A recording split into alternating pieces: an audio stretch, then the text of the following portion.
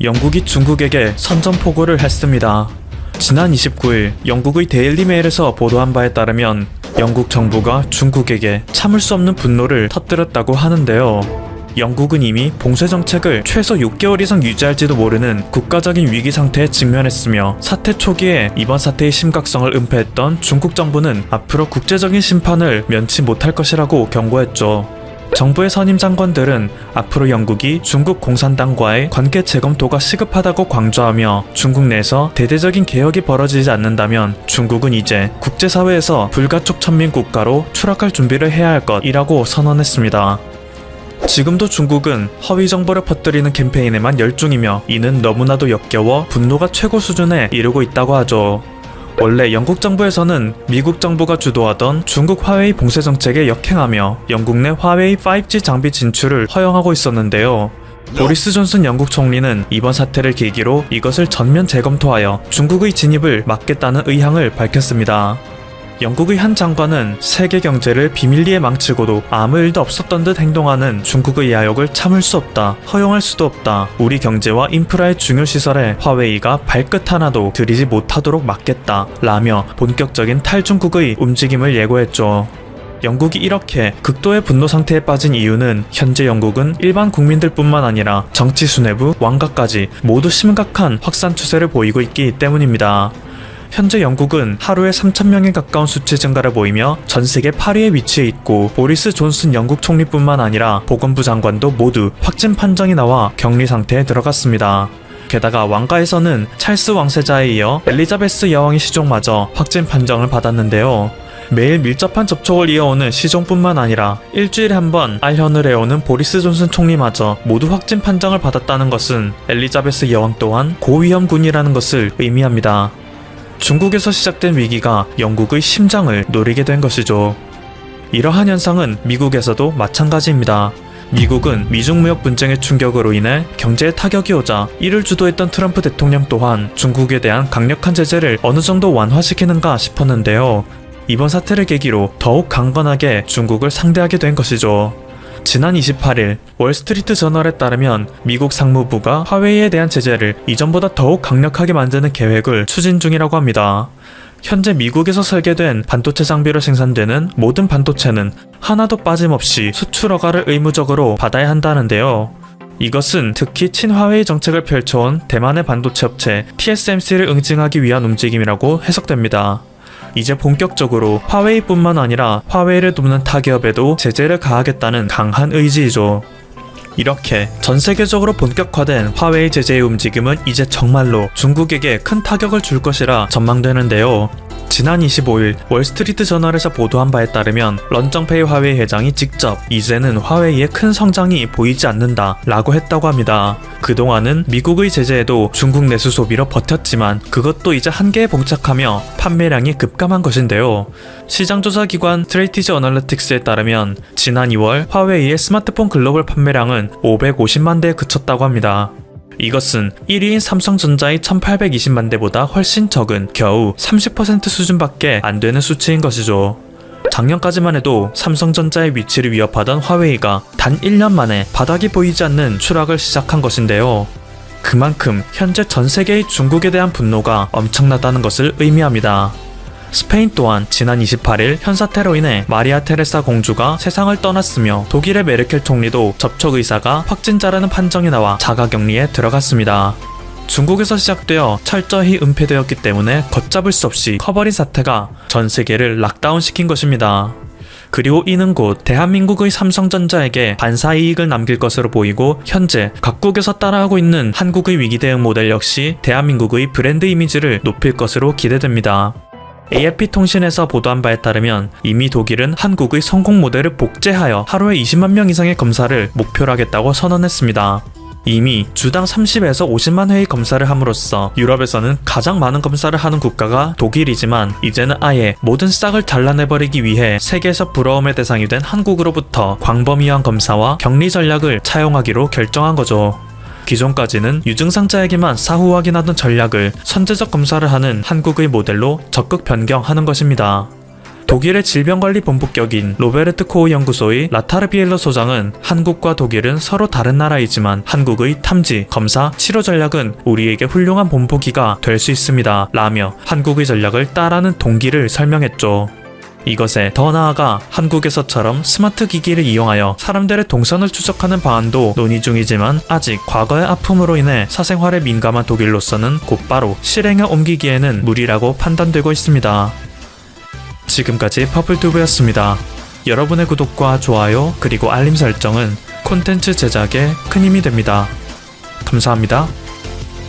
미국의 트럼프 대통령은 13일 미 육군사관학교 졸업식 축사에서 많은 사람들이 들어보지 못한 먼 나라의 오래된 분쟁을 해결하는 것은 미군의 책무가 아니다. 우리는 세계의 경찰이 아니다라고 발언해 또 한국에 파장을 일으키고 있습니다. 적절한 방위비 분담이 없을 경우 방위 공약을 이행할 필요가 없다는 기존의 주장을 재확인한 것이고 전 독일 주재 미국 대사로부터 시리아, 아프가니스탄, 이라크, 한국, 일본, 독일 등이 언급되며 미군을 감축할 수 있다는 발언이 나오는 등 여러모로 한국에게는 압박이 될 수 있는 내용입니다. 지지율 급락으로 재선 실패 가능성도 대두되고 있는 트럼프는 자신의 치적으로 내세우려던 기대와 달리 엉망진창으로 꼬여버린 북한과의 대화, 비핵화에서 한 발 빼고 한국과의 방위비 협상에서는 이익을 취하려는 모양새입니다만 트럼프의 이런 발언도 사실 하루 이틀이 아니니 그럴 때마다 자주 국방을 해야 한다, 나아가 핵 개발까지 해야 한다는 말들도 나옵니다. 우리도 군사력 증강을 위해 노력해 나가고 있지만 현실적으로 미국 없이 완전한 자주 국방을 한다는 것은 단기적으로 어려움이 많을 수밖에 없을 것입니다. 하지만 트럼프의 선거를 의식하는 엄포성 발언이 미국과 한국의 동맹관계에 대한 시각을 전부 대변한다고 볼 수도 없을 것입니다.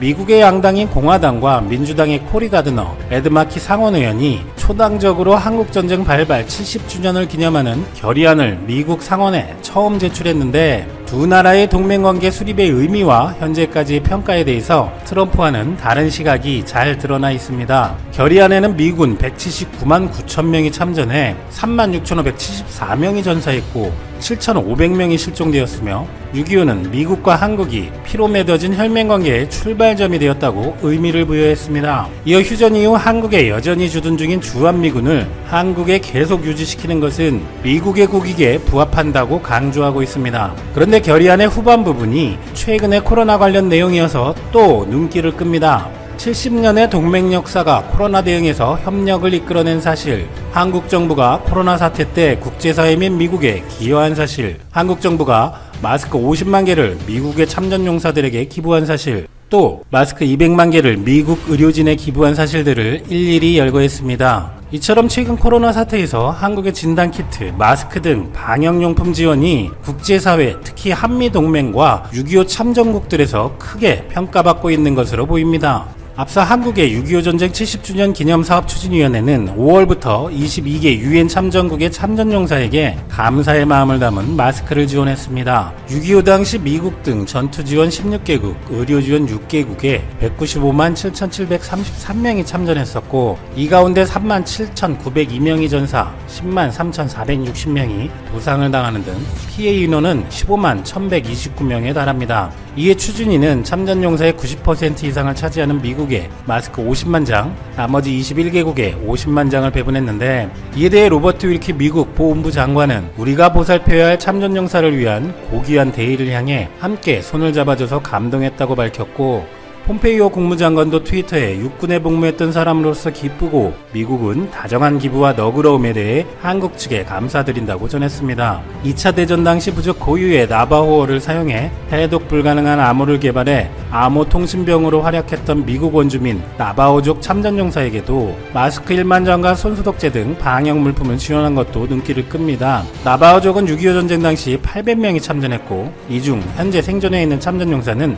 130명으로 추산됩니다. 또한 참전용사 대상 마스크 4만 장을 지원한 영국의 첼시 왕립보훈병원에서는 여러 전쟁과 전투에 참여한 참전용사들이 있지만 꾸준히 기회가 될 때마다 찾아와 감사를 전하는 국가는 한국뿐입니다 라고 밝혔습니다.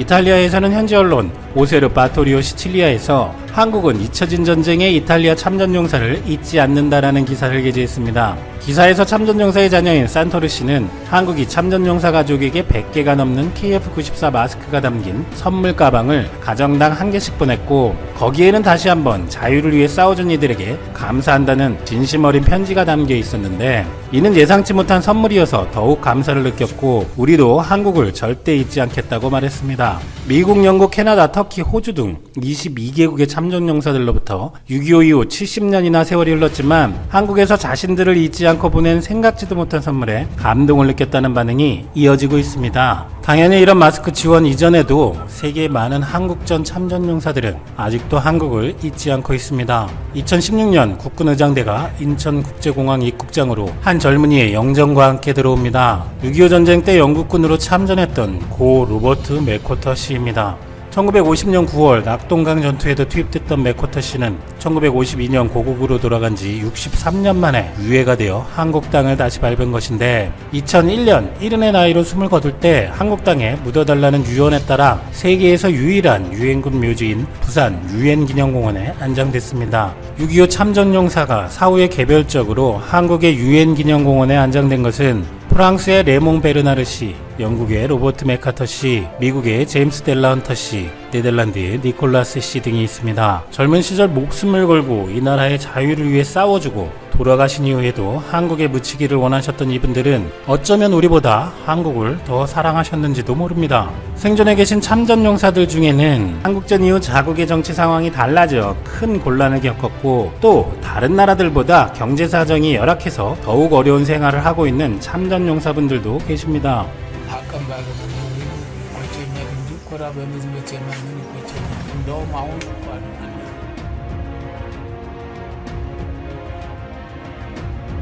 자국도 이탈리아의 식민 지배를 겪었지만 아무도 도와주지 않았던 뼈아픈 기억이 있었기 때문에 부당하게 자유를 빼앗기는 나라는 도와줘야 한다며 파병을 결정한 셀라시에 황제와 253번의 전투 동안 단 한 번도 패배하지 않았고, 파병 기간 동안 121명이 전사하고 536명이 부상당했으나 포로는 한 명도 없던 것으로 그 용맹함을 알 수 있는 강류부대로 유명한 에티오피아입니다. 그들에게 한국전쟁은 아픔이기도 하였지만 책임감과 자랑스러움이었습니다. 당시 세계에서 제일 가난한 나라 2위였던 대한민국은 그들 덕분에 한국전쟁이 끝나고 기적적으로 발전하였고, 그들의 희생을 잊지 않고 특히 경제적으로 매우 어려운 상황인 에티오피아에 한국의 정부와 많은 기업, 민간단체들에서 감사를 표하고 있습니다. 한국과 에티오피아의 이런 진심 어린 관계는 외교로도 이어집니다. 12일 광경화 외교부 장관은 에티오피아 외교장관과의 전화통화에서 우리는 6.25 전쟁 참전국인 에티오피아의 관계를 중요하게 생각해 아프리카 국가 중 가장 먼저 우리 정부의 인도적 지원 물품을 제공했으며, 코로나와 보건의료 분야에서 지속해서 협력해 나가겠다고 밝혔고, 에티오피아 외교장관은 한국 정부와 민간에서 에티오피아의 키트 등 방역물자를 적시에 지원해준 데 대해 감사하다는 뜻을 전했습니다. 그리고 에티오피아는 코로나로 이동이 어려운 상황에서 한빛부대 장병들의 남수단 교대 당시 경유지로서 큰 협조를 해줬고, 아프리카 지역의 한국 교민 귀국 지원을 위해 아프리카의 이웃 국가들까지 설득하고 폐쇄된 공항을 한국 교민들을 위해 개방하는 등 양국의 훈훈한 협조 사례들로 이어지고 있습니다. 이런 에티오피아 참전용사분들의 희생을 기억하며 시사멘터리와 라카이 코리아는 지난 4월 후원 프로젝트를 준비했었습니다. 현재 생존해 계시는 139분만을 위한 모자와 조끼의 디자인이 끝났고, 또 작지만 마스크 1000개, 손소독제 300개를 올해 6.25 70주년을 즈음해 후원협회에 전달하기로 했었습니다. 에티오피아는 밤낮의 기온차가 매우 심한 것을 감안해 조끼를 선택하고 대한민국의 자유를 위해 목숨을 내어준 에티오피아 제국의 군인들에게 라고 감사를 표했고, 후원만을 위해 디자인된 이 모자에는 에티오피아와 한국의 국기 6.25 70주년을 알리는 자수가 되어 있습니다. 그런데 라카이 코리아의 한국전쟁을 기억하자는 마음에서 나온 기획은 에티오피아뿐만이 아니었습니다. 전투병을 파병해준 16개국을 모두 기억하고자 바로 태극기와 16개국의 국기를 팔찌에 각인했고, 라카이 코리아는 6.25 참전 유공자회에 도움이 될 수 있도록 후원 준비를 하고 있다고 합니다. 팔찌에는 참전국들의 국기와 국가의 영문명을 각인하여 70년이 지난 현재까지도 한국은 참전국들에게 감사를 보내고 잊지 않는다는 메시지를 전 세계인들이 볼 수 있도록 의미를 부여하였습니다. 그동안 라카이 코리아는 여러 상품들의 레이저 각인을 통해 다양한 주제에서 각인이라는 의미와 일맥상통하는 잊지 않는다라는 마음을 전달하고 있습니다. 3.1절에는 태극기 각인 운동화를 통해 독립운동가분들의 위대한 뜻을 마음속 깊이 각인하였고 4월에는 남도의 유관순 열사로 칭해지지만 널리 알려지지 않은 윤형숙 열사의 이야기로 우리는 더 이상 아무것도 빼앗기지 않는다라는 각오를 각인하며 독도 후원 팔찌를 선보이기도 했습니다. 그리고 올해 6월은 한국전쟁 70주년으로 그 의미가 새롭게 다가오는 중요한 시기이기도 합니다. 하지만 코로나 사태로 거의 모든 기념식도 취소가 되었고 최근의 국제 상황에서 정말 중요한 날이 될 수도 있는 한국전쟁 70주년이 조용히 잊혀질 수도 있다는 우려감도 있는 상황입니다만 역시 라카이 코리아는 시기도 적절하게 한국전쟁의 의미 그리고 참전용사들을 잊지 말고 기억하자는 취지의 6.25 팔찌를 내놓았습니다. 라카이 코리아에 대해 마케팅이 아니냐는 질문을 하는 사람들도 있을 수 있습니다. 하지만 라카이 코리아라는 회사는 2017년부터 작년까지 3년간의 적자 속에서도 중요한 때마다 운동화, 팔찌 등의 한국인들이라면 잊지 말아야 할 의미를 각인해왔습니다. 예쁘고 트렌디한 상품만 만들 수도 있었겠지만 일본의 혐한이나 불매운동 공세 속에서도 굴하지 않고 이익보다는 한국인으로서 잊지 말아야 하는 것들을 전달하고 추구해온 라카이 코리아의 신념도 평가를 받아야 한다고 생각됩니다. 물론 독도운동화 팔찌들이 안 예쁘다는 것은 아니고요. 그 의미와 더불어 독창적이고 예쁘기도 합니다. 라카이 코리아뿐만 아니라 이런 마음을 가지고 있는 기업들이 응원을 받고 더 성장할 수 있다면 그런 선한 영향력을 가진 회사들이 뒤이어 계속 나올 수도 있지 않을까 생각됩니다.